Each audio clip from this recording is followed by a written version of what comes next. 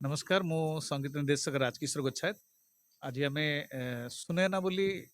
शीत शीतर उत्सव शीत आसर गोटे सुनैना बोली गोटे नाम दे गोटे कार्यक्रम करूँ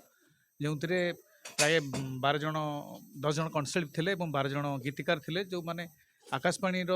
अप्रुवाल लिरिसिस्ट एवं बहुत माने अप्रुवाल कंठशिल्पी माने थे भी सिंगर्स माने थे समस्त को लेकिन गोटे प्रयास थिला तादर किसी युवक माने युव सिंगर थिले युव गीतिकार थिले एवं वरिष्ठ कंठशिल्पी थिले आ वरिष्ठ गीतिकार मध्य थिले तेणु यही कार्यक्रम करार मुख्य उद्देश्य है आमर जो जेनेरेशन अपकमिंग जेनेरेशन आसूसी से माने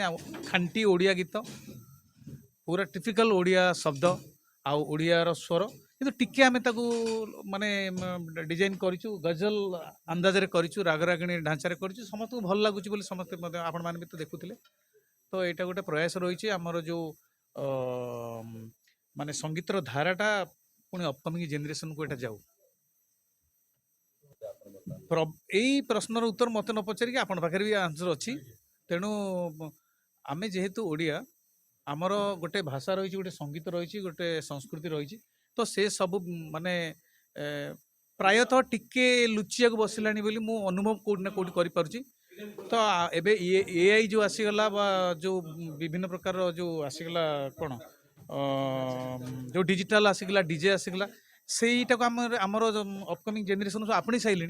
तो आम जब आम निहाती आमर तो आम तो कौन ना सब जिन तुम पाखे अच्छी तो ताकू बस खाली आम आणिक थोइबार अच्छी जो प्रदूषण हो जाऊँच आस्ते आस्ते ओडिशार संगीत ओडिशार संस्कृति आ संगीत को बचाइवाई सी जी चेष्टा करुँच सेटा प्रशंसनीय अति प्रशंसनीय आउ रहा सुनयना सुनयना एत गीत गुड़ा सब गीत गुड़ाक बहुत भल होता गोटे टाइटल सॉन्ग थिला तांकर एवं जो विभूति बाबू जी आंकिले भी सी भी बहुत बढ़िया आंकिले प्रशंसनीय तांकर तेणु ओभराली जदि आप देखिए आजिकार प्रोग्राम बहुत भल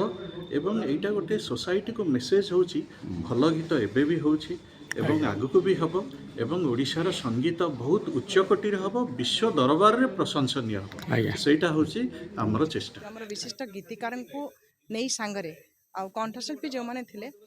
अत्यंत माने सब समस्त हमर ऑल इंडिया रेडियो हमर दूरदर्शन समस्त स्वीकृति प्राप्त ए ग्रेड कंठशिल्पी समस्त थिले डॉक्टर विजय कुमार जेना आरंभ करी हमर नवीन कलाकार जे कि हमर प्रतिभा जेना पर्यंत समस्त कलाकार माने थिले आ कार्यक्रमटी अत्यंत सुंदर थिला आ ता सहित जेमति कि एबे डीजे गजल जो चली डीजे गजल मुहा होउचंती हमर नुआ पीढ़ी सेई मानको को आखि आगे रखी हमर